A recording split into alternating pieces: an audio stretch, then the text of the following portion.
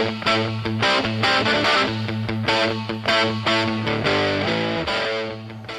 guys, we're going to get into the part 2 of the Remington Viper. This is going to be the reassembly. I just got through cleaning it. It's still all oily, so I'm going to throw some gloves on. We'll reassemble it and we'll go through that process. Just want to point out one thing.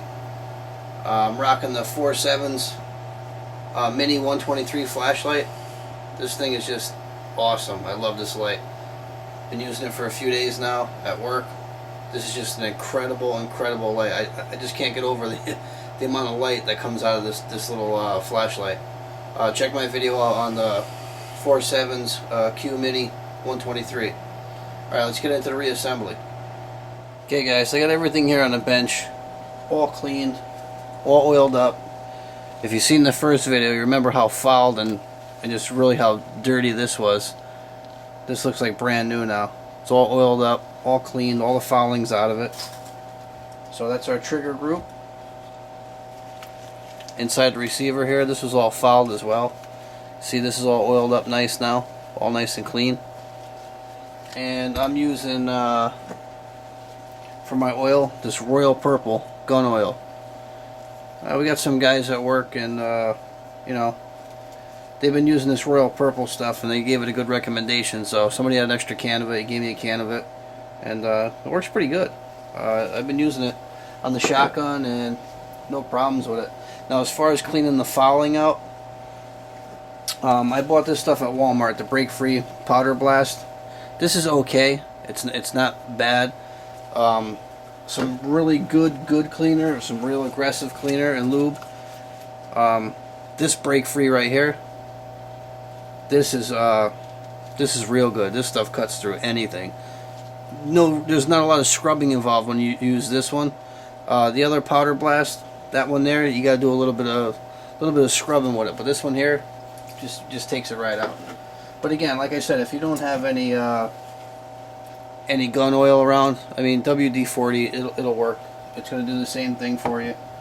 And once we get into cleaning the bores of the barrels and stuff, you know, we use the bore scrubber. This is a 2-in-1 bore cleaner. This will take care of any fouling inside the inside the barrel. That'll clean anything out of the barrel. But we haven't done the inside of the barrel yet. That's the only thing I haven't done. We'll reassemble it. We'll run the rod through it after that. I want to break in that new Cabela's shotgun cleaner kit I got over there. If you guys seen my Cabela's video, that kit's pretty cool. So I'm definitely going to use that. The magazine was all cleaned. Remember this follower, this plastic follower? It was like black in my first video.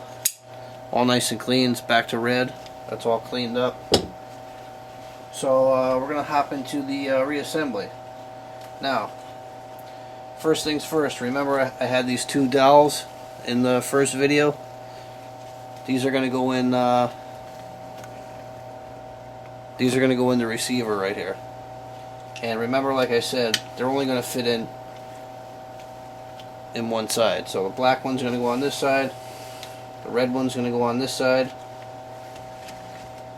See, the two plastic dowels are in. Now the springs that go over those are color coded. This is the red spring. This is the black spring. We'll put these on now. You're going to slide your springs on. Slide your red spring on this side. Okay, that's all set. Now what we're going to do next is, our bolt is all nice and clean and oiled up. Not exactly sure. I did find my manual. I am going to go over the proper terminology of everything that goes in this particular rifle. Not sure what this particular part is called, but I do know that it slides in the back. So this is going to slide in the back like so, like that. Now what we're going to do next is we're going to drop this inside the receiver. So we're going to slide this in like so. Now here's where it gets tricky. Now here's where we got to slide these springs and everything back inside there. See, they're fucked up there. So we got to turn this over. Now these two springs that are dangling here, they've got to go inside the two holes on this red piece here. So what you're gonna have to do is you're gonna have to just guide it in the back. One spring in, second spring's in. Now we're gonna have to slide this baby in without getting anything screwed up here. It's a little tricky. It's gonna be a little resistant, but you're gonna slide it up and in. There we go. That's all back together right there. See that? It's a little tricky to get it in at first, but nothing too major. Now we gotta stick our bolt. Charging bolt handle's gotta go back in.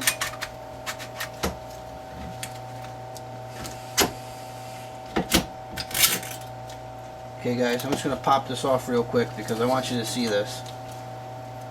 I know I'm standing in the way. Charging bolt handles in, it slid back. Like I said, these two springs got to go inside these two holes, so you're going to get one spring in the hole. The other spring is going to go in the hole. You're going to lift it up and then slide it in. So, lift it up the best you could. A little tricky to get it slid up in there, but she'll go. And once you get her up and in there, it'll just slide together just like that. Now what you're going to want to do once this is all together, make sure your bolt actuates. That's fine, so we know all the springs, everything's in there fine. Now you got to make sure your safety is in the middle. Otherwise it won't go through the stock. So let's move this out of the way, get our two screws ready, bring our stock over into place. Now we're just going to drop her back in.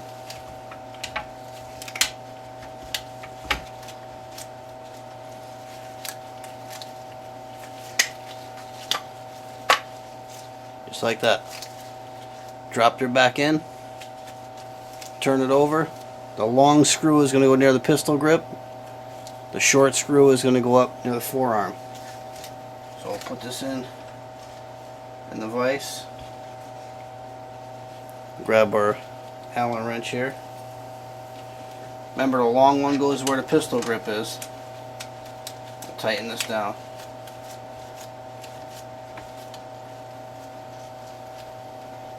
Short one's going to go where the forearm is. Again guys, I'm sorry about the pellet stove. I know it's a little noisy and probably annoying, but not much I can do about that when it's 20 something degrees out. It's kick ass though. I mean, it heats the whole house. Anybody who doesn't have a pellet stove, I highly recommend it. They're awesome. Okay, that's all tightened up. I'm going to slide this back out of the way. See, everything's back in installed. Our bolt works fine. Catch works fine. Slide it forward. Everything works good. Let's make sure our magazine goes back in nice. Magazine locks in place nice. There you can see the follower in there, the red follower. So we know it's clear because we just put it back together. We know it's good. All oiled up nice and clean. This thing's ready to rock and roll. We'll take Junior back out to the range. Let him get a few more 100 rounds through it, and then we're gonna camo this stock. Like I said, this is gonna be the next project for this Remington Viper. We'll take the receiver back out of the stock. I got the special primer, etching primer for the plastic, and then we'll do it in OD green, the khaki tin, and the lighter green that I did my Kel-Tec Sub 2000 in. Alright, I'm not a friggin' surgeon. Let me take these damn gloves off.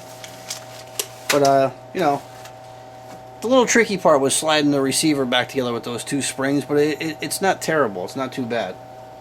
But everything's lubed up. Everything's all oiled. So this gun's finally clean. There's no more fouling in it. It should cycle shells great through it now. I mean, it did before, even though it was all gummed up. I mean, it's a reliable little 22. I mean, you're not going to find many 22s that are going to give you problems, but this one's pretty good. I like this. I like this particular model, and hopefully my son gets a lot of years and a lot of use out of it. So if anybody has one, I hope the video helped. Check out the first part of this video, the disassembly, the reassembly. You know, there wasn't much to it. There's really not a whole lot going on in there. So I hope you guys enjoyed it. Okay guys, questions or comments below. As always, thanks for watching the Total Outdoors with the Yankee Cowboy.